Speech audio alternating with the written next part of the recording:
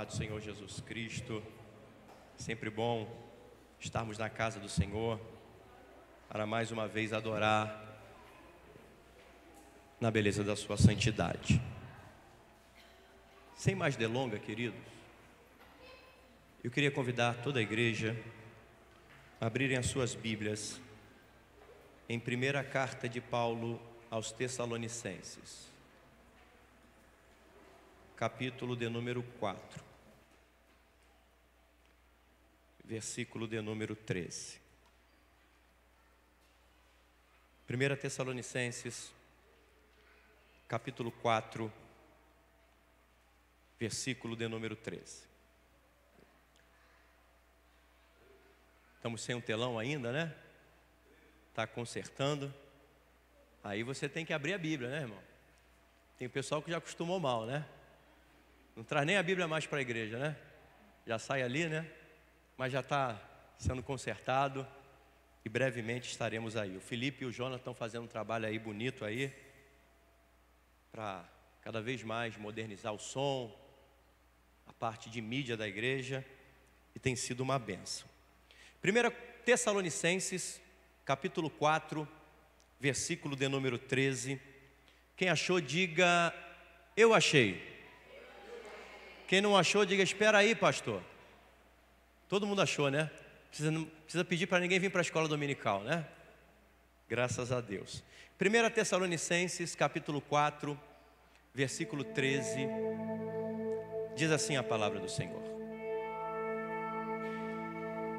não queremos, porém, irmãos, que sejais ignorantes com respeito aos que dormem, para não vos entristecer de como os demais que não têm esperança. Pois se cremos que Jesus morreu e ressuscitou, assim também Deus, mediante Jesus, trará em sua companhia os que dormem. Ora, ainda vos declaramos por palavra do Senhor isto: nós, os vivos, os que ficarmos até a vinda do Senhor, de modo algum precederemos os que dormem. Porquanto o Senhor mesmo, dada a sua palavra de ordem, ouvida a voz do arcanjo e ressoada a trombeta de Deus, descerá dos céus, e os mortos em Cristo ressuscitarão primeiro. Depois nós, os vivos, os que ficarmos, seremos arrebatados juntamente com eles entre nuvens, para o encontro do Senhor nos ares, e assim estaremos para sempre com o Senhor. Consolai-vos, pois, uns aos outros com estas palavras. O texto trata sobre um assunto pouco falado na igreja. Eu quero falar nessa noite sobre como será o arrebatamento da igreja. Como se dará o arrebatamento da igreja de Cristo? Esse fenômeno que há muito tempo tem instigado filósofos, estudiosos da Bíblia Sagrada. E hoje nós nos deparemos nesse texto com algumas questões. O texto que ora lemos, Paulo está escrevendo a uma igreja grega que tinha muitas questões a respeito da morte. Os gregos, em sua maioria, não acreditavam na vida após morte. Eles acreditavam que depois da morte acabou a vida. Eu existo por um acaso da natureza, eu vim a existir, vivi, morri, e pouco me importou isso. Apenas poucos filósofos gregos tinham por costume acreditar na vida após morte.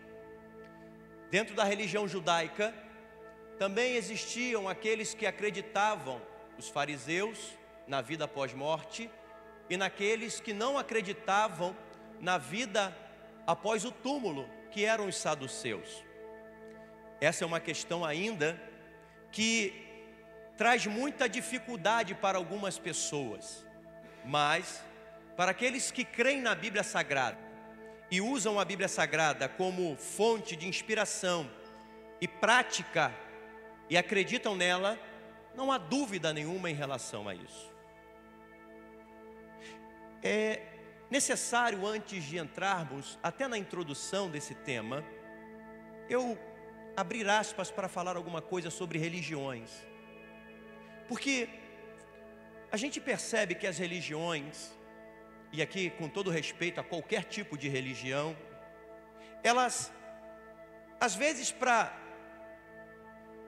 autenticar, dar veracidade àquilo que elas acreditam, elas usam os princípios que Jesus estabeleceu, principalmente quando nós falamos do amor e do perdão. Eles citam a Bíblia como a verdade absoluta, mas quando a Bíblia toca em alguns assuntos referentes a algumas questões que são contrárias a essas religiões, eles dizem que a Bíblia Sagrada foi escrita por homens.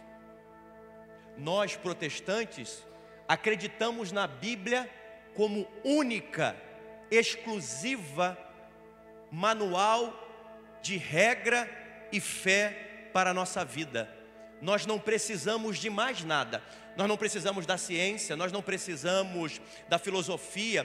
Tudo aquilo que nós precisamos para viver nesse mundo, nós, protestantes, encontramos nas Sagradas Escrituras, e elas são suficientes para abençoar as nossas vidas.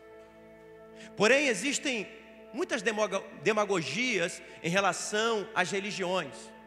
Quando falam de amor, olha, Jesus ensinou o amor, e pegam a Bíblia para poder enganar alguns incautos, alguns indoutos da fé. Olha, a religião tal usa a Bíblia também, ela é de Deus. Mas quando a Bíblia Sagrada, ela se opõe a alguns princípios dessas religiões, elas dizem que a Bíblia Sagrada foi escrita por homens. É um pouco incoerente essa questão. Para nós protestantes, não. Tudo que a Bíblia Sagrada diz, de Gênesis e Apocalipse, é a verdade de Deus para nós, servos do Senhor. Pastor, por que o senhor está dizendo isso? Porque Paulo vai tratar de questões religiosas, logo no princípio do texto em que nós lemos. Porque até as religiões que acreditam na vida após morte, acreditam que quando uma pessoa morre, ela fica dormindo. Ela está dormindo, ela está inconsciente. E até nós cristãos, algumas denominações cristãs, acreditam que depois da morte a pessoa fica inconsciente, fica dormindo, até que Jesus volte. E eles usam até esse texto aqui, que nós acabamos de ler, que está citando, Paulo está dizendo assim, ó, não queremos, porém, irmãos, que sejais ignorantes com respeito aos que dormem. Olha aí, pastor, está dizendo que está dormindo. A teologia sistemática é o estudo sistemático de uma doutrina. O que é isso? Quando a gente vai analisar uma doutrina, por exemplo, a vida após a morte, nós temos que pegar todos os textos da Bíblia que falam sobre a vida após a morte para tirar uma conclusão. Nós nunca, nenhum exegeta da Bíblia pode pegar apenas um texto que fala sobre isso e tirar dali uma conclusão. Temos que analisar todos os textos. E quando analisamos os outros textos que falam da vida após morte, nós vamos perceber que quando uma pessoa morre, ela não fica inconsciente. A alma, os sentimentos dela continuam ainda plenos, conscientes, sabendo o que está acontecendo com ela. Ela não fica inconsciente. Pois bem, nesse texto eu vou provar isso, e em outros textos para nós analisarmos. Por exemplo, quando Jesus está na cruz do Calvário, e um dos ladrões questiona Jesus sobre o céu, Senhor, lembra-te de mim quando entrares no teu reino. Jesus logo vai responder aquele ladrão arrependido, hoje mesmo estarás comigo no paraíso. A Bíblia vai dizer em Lucas capítulo 16, que existiam dois homens. Jesus está contando uma metáfora, uma parábola. Então, Jesus vai dizer que existiam dois homens. Esses dois homens morreram juntos, um era rico e outro era Lázaro, um mendigo. E quando eles partiram, diz o texto, que quando eles morreram, os anjos vieram recolher Lázaro e os demônios vieram buscar o rico. E o rico ficou em tormentos e Lázaro ficou no seio de Abraão. Plenos, conscientes, o Lázaro consciente da sua alegria e do prazer de estar no paraíso.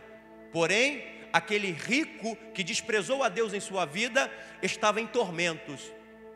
Em Hebreus 9:27, para a gente encerrar a questão, o escritor de Hebreus vai dizer que depois da morte segue-se o juízo. Morreu, a gente presta conta a Deus. Ou vamos para a eternidade com Deus, ou vamos para a eternidade para o inferno. Então Paulo está tratando aqui daquilo que era comum, tanto para judeus como para gregos, que aqueles que morreram dormem, o corpo dorme, o corpo repousa. Paulo vai tratar o seguinte, acompanhe comigo, a sua Bíblia está aberta, eu tenho certeza disso.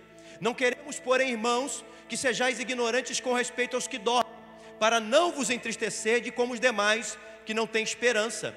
Olha, vocês estão preocupados com a vida após morte? Não sabem se vai acontecer, se é verdade, se é mentira? Não se entristeça com isso, não se preocupe. Aqueles que estão dormindo, aqueles homens que morreram, eles estão dormindo, fique tranquilo. Versículo 14. Está falhando? Versículo 14. Pois se cremos que Jesus morreu e ressuscitou, assim também Deus, mediante Jesus, trará em sua companhia os que... Se está na companhia de Jesus e Jesus vai trazer de volta, irmão, é porque o que está dormindo é a carne, não é a alma, não é a sede de sentimentos. Então Jesus vai trazer de volta esses que estão com Ele. Para quê? Para despertar o corpo que está enterrado. E é difícil para algumas pessoas entender a ressurreição dos mortos. E aqui a gente vai dar um passo a mais. A ressurreição dos mortos é uma outra doutrina protestante da Bíblia Sagrada, em que diz que os mortos ressuscitarão e haverá duas ressurreições. A primeira ressurreição é a ressurreição do arrebatamento, essa que Paulo está tratando aqui. E a segunda ressurreição é de Apocalipse capítulo 20, onde será aberto o grande livro do trono branco. Então haverá duas ressurreições. A primeira, quando Jesus voltar nas nuvens com os seus, para primeiro ressuscitar os mortos, e aqueles que estiverem vivos serão arrebatados, serão transformados nesse arrebatamento para estar com o Senhor nos ares. Nessa primeira ressurreição, apenas aqueles que foram salvos, apenas aqueles que entregaram a sua vida a Jesus, apenas aqueles que confiaram a sua vida ao senhorio de Cristo, terão direito à ressurreição. Aqueles que não confessaram a Jesus, não lavaram as suas vestiduras no sangue do Cordeiro, só haverá ressurreição para eles somente depois do grande milênio, lá em Apocalipse capítulo 20. Mas eu não quero tratar isso hoje, vai dar muito tempo. Eu quero falar sobre o arrebatamento da igreja. Nós estamos percebendo que Paulo está ensinando aos gregos que era para ele não se entristecer com os que morreram em Cristo, porque os que morreram em Cristo estarão conosco um dia. E eu quero trazer essa palavra de fé ao teu coração. Talvez você esteja triste com um irmão, com um pai, com uma mãe, com um parente, com um amigo que morreu, e você está triste por isso. Eu quero consolar o teu coração. Talvez esse teu amigo, esse parente teu morreu em Cristo. Dizer para você que não se preocupe, naquele grande dia estaremos todos reunidos com o Senhor para exaltá-lo e glorificá-lo. Pastor, mas como vai ser isso? Como vai ser o arrebatamento da igreja? Como será essa coisa tão misteriosa? Acompanhe comigo o versículo 15. Ora, ainda vos declaramos por palavra do Senhor. Por palavra de quem, irmão? Paulo não está ensinando uma doutrina humana. Ele está ensinando algo que ele aprendeu com o Senhor. Por palavra do Senhor. Isto, nós, os vivos que ficarmos até a vinda do Senhor, de modo algum precederemos os que dormem. quanto o Senhor mesmo, dada a sua palavra de ordem, ouvida a voz do arcanjo e ressoada a trombeta de Deus, descerá dos céus, e os mortos em Cristo ressuscitarão primeiro. Aqui tem muita coisa, irmão. Tem muita coisa aqui. Só aqui dá 1 hora de mensagem. O texto está dizendo para nós que Paulo aprendeu com o Senhor que ao soar da trombeta de Deus, primeiro vai haver a ressurreição dos mortos, e depois nós, os que ficarmos vivos nessa data do arrebatamento, seremos arrebatados juntamente com o Senhor.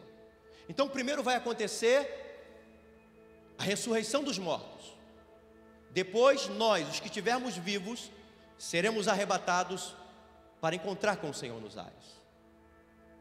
Mas há uma coisa aqui nesse versículo, que Paulo, ele traz 3 sons que vão acontecer para um evento só.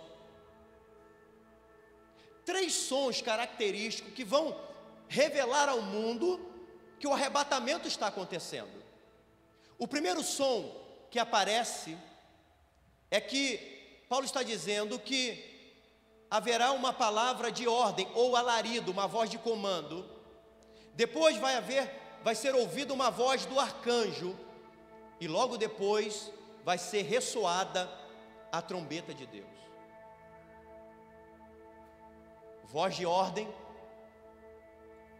voz do arcanjo e trombeta de Deus, para anunciar o mesmo evento.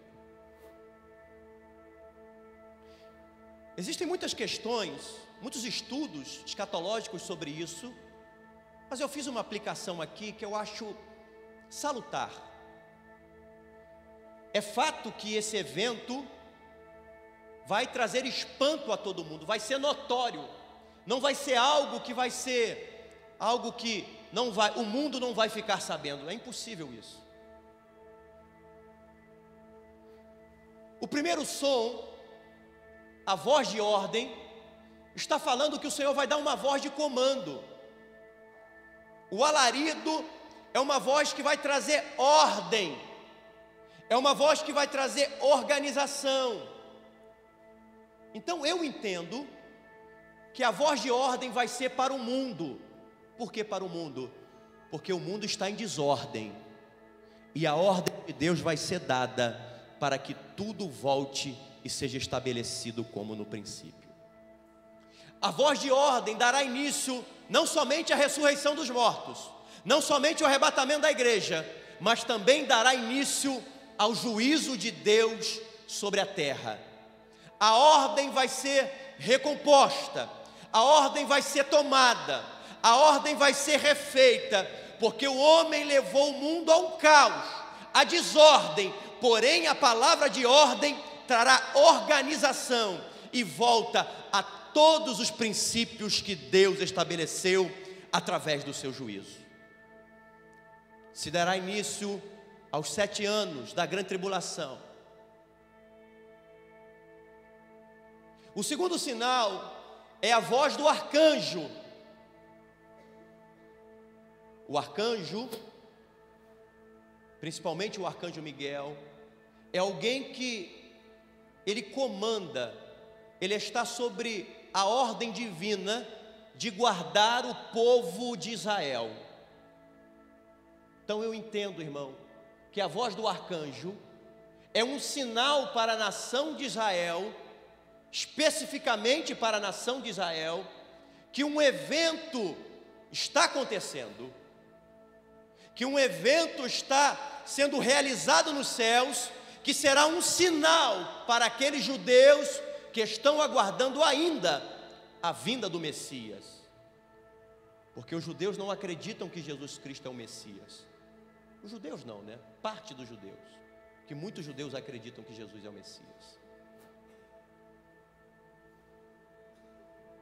E o último sinal é a trombeta de Deus. A trombeta de Deus, ela foi usada muitas vezes para vários eventos: conclamar o povo a uma reunião, chamar o povo para a guerra, reunião do povo, vários eventos, a trombeta era usada. Até os dias de hoje, a trombeta é usada nos quartéis, e cada toque é específico para alguma coisa. Porém, esse toque da trombeta de Deus é para reunir os santos de todos os tempos, de todas as épocas, de todos os lugares, para encontrar o Senhor nos ares. Só ouvirá o som da trombeta de Deus aqueles que lavaram as suas vestiduras no sangue do Cordeiro. Você está com os ouvidos abertos, irmão? Se a trombeta tocar hoje, você vai ouvir o som da trombeta tocar para encontrar com o Senhor nos ares. Esse som da trombeta vai soar e nós encontraremos o nosso Senhor nos ares para estar com Ele para todo sempre. Não comecei a mensagem ainda, estou na introdução. Versículo 17: depois nós, os vivos, os que ficarmos, seremos arrebatados juntamente com eles entre nuvens para o encontro do Senhor nos ares, e assim estaremos para sempre com o Senhor. É aqui que eu quero pregar. Eu quero falar sobre a palavra arrebatamento. A palavra arrebatamento, a sua tradução, nos dará como será o arrebatamento da igreja. A palavra arrebatamento no latim é raptus, no grego harpazo ou arpidazo, como alguns traduzem. E ela pode ser interpretada de algumas formas. Ela tem sinônimos, e todos esses sinônimos da palavra arrebatamento mostram para nós como será o arrebatamento da igreja. E eu queria trabalhar em cima desses sinônimos e aplicar isso na nossa vida. A palavra arrebatamento, ela em primeiro lugar significa pegar rapidamente. Então o arrebatamento será algo rápido, é um rapto. Eu não sei se você já viu ou já ouviu uma notícia de um sequestro, né? Um sequestro é muito rápido, né? A pessoa está no carro, está em casa, a pessoa chega, pega, bota ela dentro do carro, tem frações de segundos. Uma pessoa é raptada. O arrebatamento, a palavra arrebatamento significa pegar rapidamente, tomar rapidamente. Só que esse rapidamente que a Bíblia nos mostra, ela tem base bíblica para nos mostrar como será o arrebatamento de forma rápida. A Bíblia diz em 1 Coríntios capítulo 15, versículo 52, que a volta de Jesus, o arrebatamento da igreja, será como um piscar de olhos.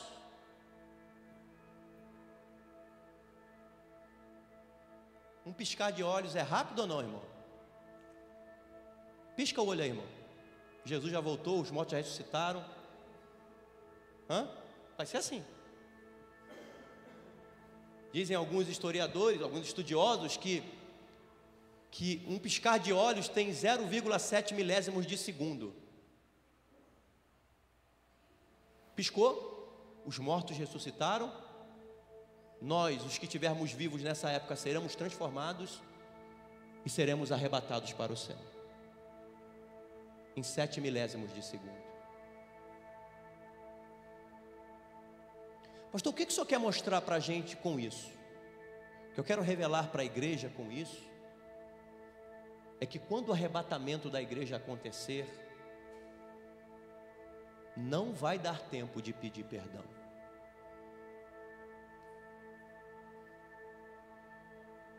Não vai dar tempo de você se reconciliar com a pessoa que você tem raiva. Não vai dar tempo de você consertar a tua vida errada. Não vai dar tempo.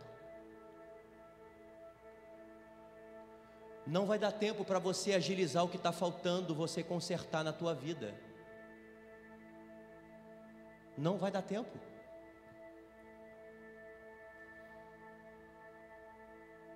É 7 milésimos de segundo.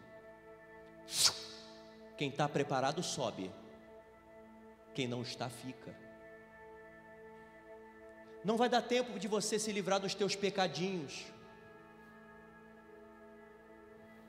Ou você está preparado e entra para as bodas do Cordeiro, ou você não está preparado e fica para o período da grande tribulação.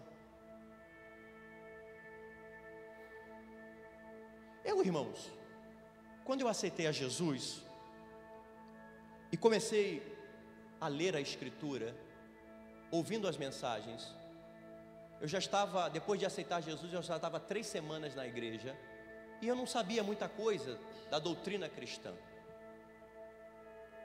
E de repente o pastor começou a falar sobre batismo nas águas. E quando ele falou que quem crer e for batizado será salvo, quem não crer será condenado, eu prontamente falei, eu tenho que me batizar. Eu não esperei uma outra oportunidade. Eu corri para o pastor e falei, pastor, tem que se batizar? Ele, tem. Eu quero me batizar hoje, eu posso batizar hoje? Ele, não, o batismo é daqui a 2 meses. Você tem que passar por uma aula para passar. Eu falei, pastor, mas se Jesus voltar hoje, eu vou subir ou vou ficar? Ele, você já aceitou Jesus? Eu já aceitei, mas você tem que obedecer a ordenança de Jesus de se batizar. Mas se você aceitou, fica tranquilo, o próximo batismo você se batiza. Eu falei, pastor, eu já estou ansioso, eu quero estar pronto para quando ele voltar.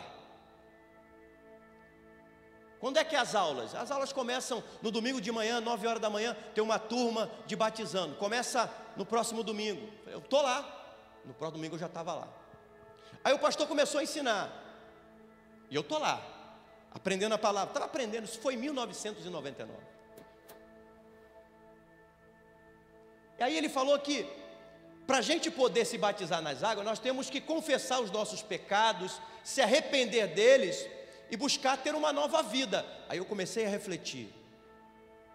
Bem, eu larguei o pecado, eu bebia, eu mentia, eu estava falando palavrão, parei de falar. Eu comecei a analisar em mim alguma coisa que poderia me afastar de Deus. Aí eu falei, pastor, eu tô tranquilo, eu acho que eu posso me batizar nas águas, porque eu não tenho pecado. Aí ele é, você tem a tua esposa? Eu tenho minha esposa, né? Vocês já se casaram no papel? Aí eu falei, não. Aí então você não pode se batizar não. Eu falei, Jesus da glória, e agora? Eu falei, Jesus vai voltar e eu vou ficar. Eu falei, pastor, eu vou batizar nessa, eu vou casar. Sei que naquela época eu estava desempregado, irmão. Pedi algum dinheiro emprestado. Na época o casamento custava 400 e alguma coisa. No outro dia eu estava no cartório, marcou para daqui a 1 mês, não tinha nada, não tinha o que vestir, não tinha o que comer. Eu sei que eu queria acertar a minha vida, porque se Jesus voltasse naquele momento, eu tinha certeza absoluta que eu ia ficar. E às vezes, irmãos, a gente vai levando a nossa vida achando que está tudo bem.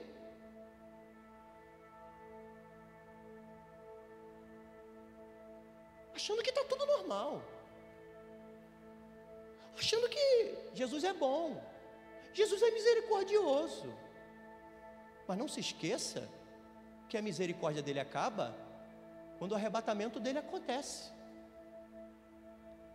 Porque quando o arrebatamento acontece, vem o juízo de Deus. Você já parou para pensar se isso acontecesse agora, nesse momento?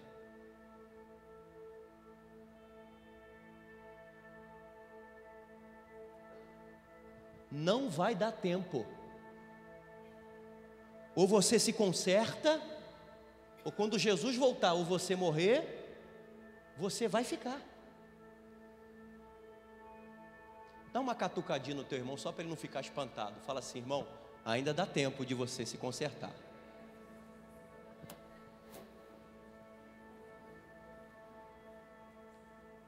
É muito rápido, irmão.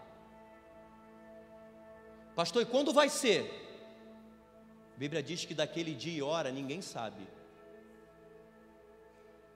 Jesus também vai dizer em Mateus capítulo 24, quando vocês cuidarem que Ele não vai vir, que está demorando, vou relaxar um pouquinho, é aí que Ele pode aparecer.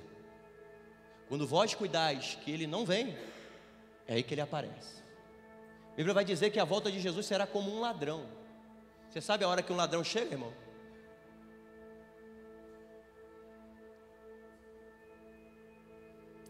A segunda tradução da palavra arrebatamento é tomar a força.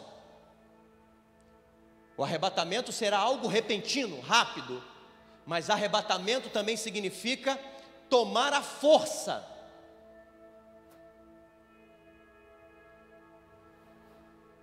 Nós vamos ser arrancados desse mundo, irmão. Deus, Ele vai arrancar a nossa vida desse mundo, porque tem muitas pessoas que estão presas a esse mundo e Deus está fazendo de tudo. Você pode ter certeza que Deus está fazendo de tudo para você se arrepender dos seus pecados, para que você seja arrancado desse mundo à força. A Bíblia vai nos contar lá em Gênesis capítulo 19, a história do sobrinho de Abraão, Ló. Quando Abraão e Ló se separaram, Ló olhou assim e falou assim: olha, Abraão, os nossos pastores estão brigando muito, vamos separar para a gente não ficar aí contendendo, você é meu tio, eu sou teu sobrinho, e para a gente não ter problema, eu vou para um lado e você vai para o outro. Abraão falou assim: pode escolher para onde você quer ir, escolhe a direção que você quer ir, porque a direção que você tomar, eu vou tomar a direção contrária. Está vendo? O coração de Abraão falou: eu estou tranquilo, porque eu estou debaixo da promessa de Deus. Escolhe, Ló, para onde você quer ir. Ló olhou, e diz a Bíblia que Ló viu as campinas de Sodoma, e diz o texto que pareceu-lhe como o jardim do Senhor.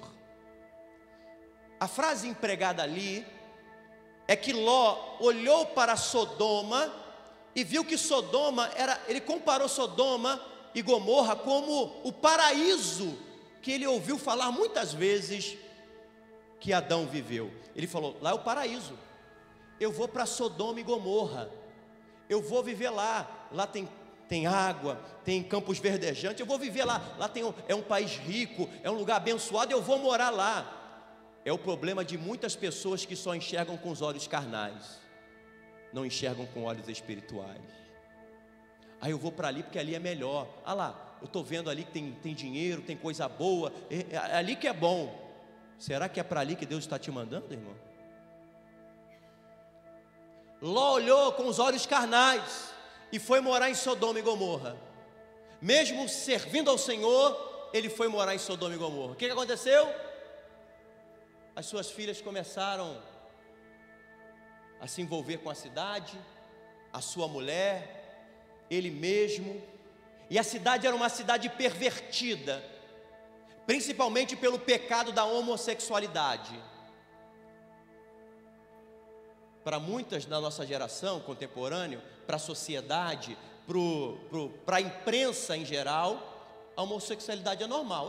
Enquanto sociedade nós temos que respeitar a todos, porque todos são cidadãos, merecem respeito, estão debaixo da mesma Constituição e merecem ser respeitados como cidadãos e dignos. Não temos que ter nenhuma rejeição, não temos que ter nenhuma apologia, nenhum bullying com nenhum tipo de homossexual. Eles são seres humanos, mas o ato praticado por eles, a Bíblia diz que é pecaminoso. E diz 1 Coríntios que nenhum afeminado vai herdar o reino de Deus. O que a Globo fala, o que a imprensa fala, não vai mudar o que a Bíblia diz. Eu continuo acreditando apenas no que a Bíblia diz. O que a imprensa diz, o que o mundo diz, para mim é um valor secundário. Para mim importa o que a Bíblia está dizendo, e é nela que eu vou acreditar. O pecado de homossexualidade tomou a cidade de Sodoma e Gomorra, a ponto de quando Deus falou que ia trazer juízo, Abraão falou: Senhor, tem misericórdia com meu sobrinho Ló, a família dele está lá. Aí Deus falou assim: Ló, se tiver 100 justos lá, eu não vou destruir a cidade. Aí Abraão falou: Senhor, se tiver 50, Não vou destruir a cidade não. Aí Ló viu que a cidade só tinha pervertido, falou: se tiver um. Aí Deus falou: se tiver um lá, eu não vou destruir, fica tranquilo. Aí tu sabe que meu sobrinho está lá. Aí Deus enviou 2 anjos. Os 2 anjos foram tirar Ló e a sua família da cidade. E diz o texto que os anjos estavam dizendo assim: olha, sai da cidade porque Deus vai destruir Sodoma e Gomorra. E Ló, a sua esposa, suas filhas e seus genros se demoravam na cidade. Sabe o que significa, irmão? Eles sabiam que o juízo de Deus ia vir, mas eles amavam tanto Sodoma e Gomorra que eles estavam demorando a sair. Vamos ficar mais um pouquinho. Será que vai ser destruído mesmo? Diz o texto que os anjos do Senhor pegaram eles à força e arrancaram eles da cidade.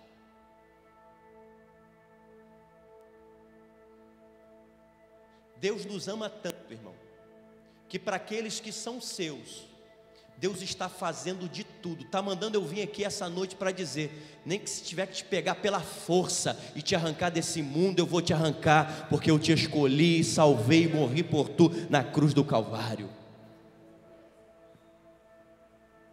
O anjo pegou ele e falou, chegou na porta da cidade, falou: olha, vocês sobem essas campinas aí, só tem uma coisa, não olha para trás.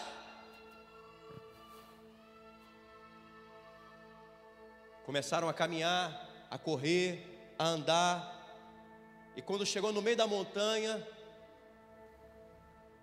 o juízo de Deus começou a descer em Sodoma.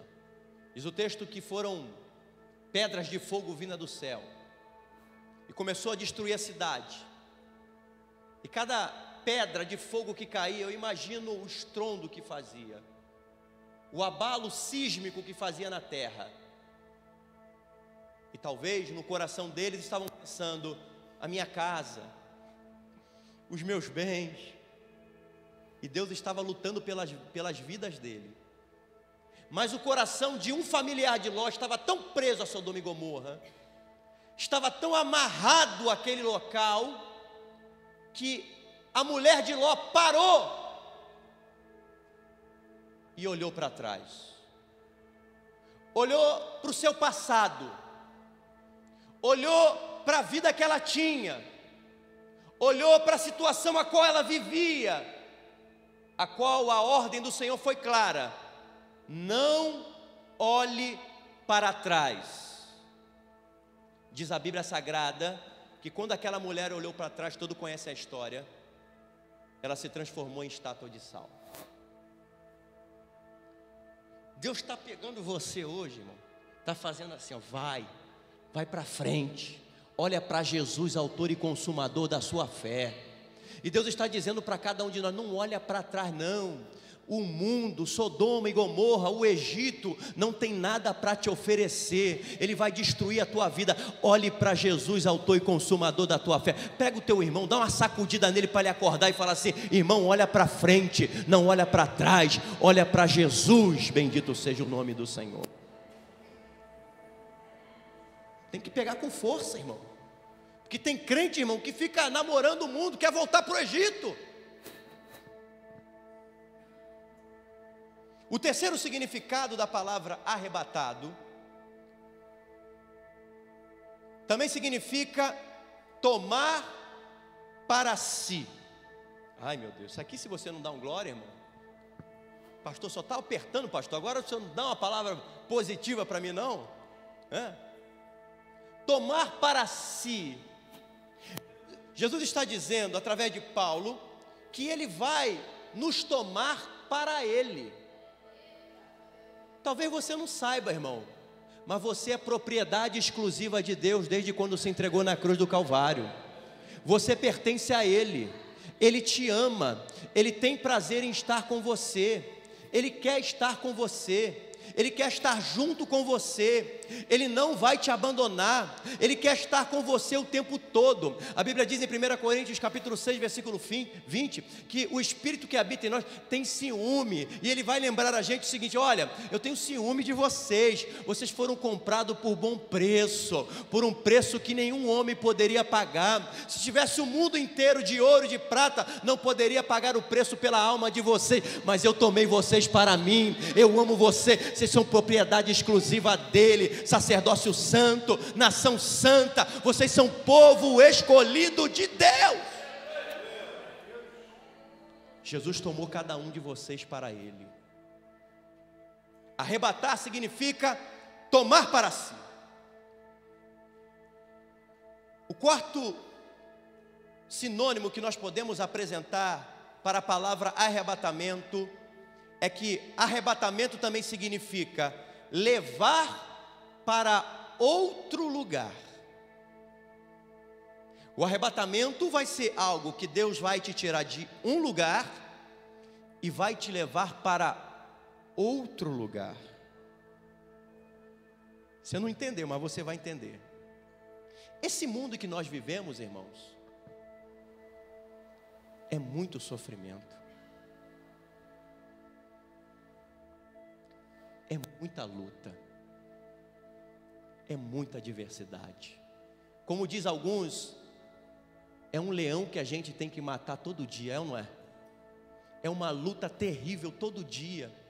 É problemas de enfermidade, é desemprego, é situações difíceis dentro de um relacionamento, são problemas que acontecem no trabalho, na escola, na faculdade, é gente querendo passar a gente para trás, é gente falando mal da gente, é gente levantando mau testemunho contra a gente, é tanta tristeza, é tanto choro. A gente liga a televisão, irmão, a gente fica em pânico. Se a gente não tiver um emocional equilibrado, a gente entra em pânico, porque é muito problema, é muita miséria, é muito problema. Mas Jesus está garantindo para a gente que Ele vai nos arrancar desse lugar e vai levar um lugar para aqui onde Ele está. João capítulo 14 diz assim: não se turbe o vosso coração, credes em Deus, crede também em mim. Na casa de meu pai há muitas moradas, se não fosse assim, eu vos teria dito que eu vou e vou preparar lugar, para que onde eu estiver, estejais vós também. Você vai para outro lugar, irmão. Apocalipse capítulo 21, diz o texto sagrado que haverá um novo céu e uma nova terra, aleluia. Ali não haverá mais morte, ali não haverá mais choro, ali não haverá mais enfermidade, ali não haverá mais problema. Você será tirado desse lugar de ruína e será levado para estar na presença do Deus Todo-Poderoso. Ali não tem luto, ali não tem choro, ali é só alegria. Bendito seja o nome do Senhor. Nós vamos para outro lugar, irmão. Em último lugar, a palavra arrebatamento significa livrar do perigo. Se nós lermos 1 Tessalonicenses capítulo 5, que é a continuação desse texto, nós veremos que Jesus virá como um ladrão de noite. E quando nós pegamos os textos de Apocalipse, fazemos uma visão panorâmica entre todos os textos que tratam o pós-arrebatamento, nós veremos que o juízo de Deus virá. Olha o que está escrito comigo aí, irmão. 1 Tessalonicenses, essa mesma carta, no capítulo 1, no versículo de número 10. 1 Tessalonicenses, capítulo 1, versículo 10. Onde você está aberto? 1 Tessalonicenses, capítulo 1, versículo 10. Diz o texto: e para guardardes dos céus o seu Filho, a quem Ele ressuscitou dentre os mortos, Jesus, que nos livra da ira vindoura. Aleluia. Abra sua Bíblia aí, 1 Tessalonicenses capítulo 5, versículo 9, que é a continuação. Tessalonicenses 5:9 diz assim: porque Deus não nos destinou para a ira, mas para alcançar a salvação mediante nosso Senhor Jesus Cristo. Haverá uma ira vindoura, haverá um tempo de juízo, haverá algo ruim para todos aqueles que rejeitaram a Jesus Cristo, mas aqueles que foram lavados e remidos pelo sangue do Cordeiro, haverá livramento, haverá guarda do Senhor sobre a tua vida. Deus vai te livrar e vai te conceder vitória, vai te abençoar e vai livrar a tua alma da ira que está para cair sobre a humanidade. Deus, Ele vai nos tirar desse mundo para nos levar às mansões celestiais, para estar com Ele por toda a eternidade. Esse é o arrebatamento, é isso que vai acontecer. Eu encerro essa mensagem agora, concluindo essa mensagem, perguntando a mim e a você: todos nós vamos ressuscitar. Todos nós vamos ressuscitar. Fala para a pessoa que está do seu lado para ela acreditar nisso. Fala assim: todos nós vamos ressuscitar.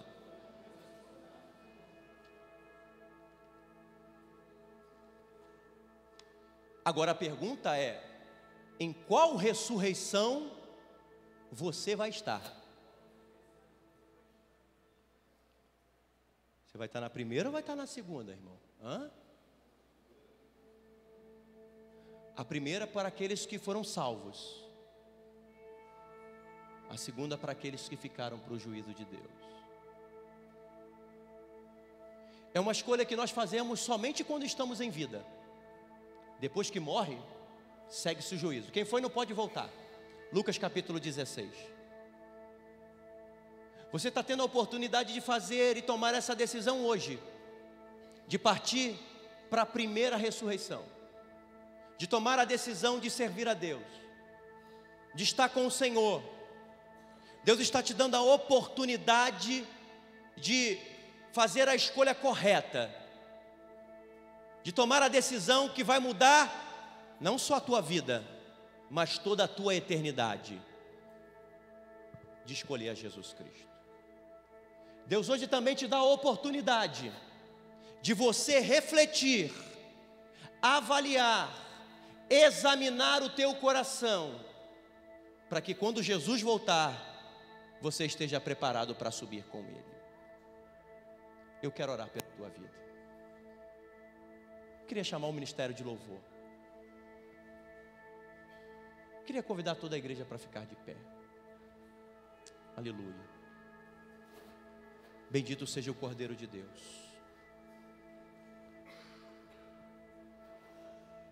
Bendito seja o Senhor. A primeira pergunta que eu quero fazer é se há alguém aqui nessa noite que ainda não entregou a sua vida para Jesus, que ainda não confessou Jesus Cristo como Senhor e Salvador da sua vida. Como eu disse na escola bíblica dominical de manhã, se Jesus não for nosso Senhor, Ele nunca será o nosso Salvador. Para Jesus nos salvar, é necessário que Ele seja Senhor da tua vida. É necessário que você o reconheça como Senhor e entregue o controle da tua vida a Ele.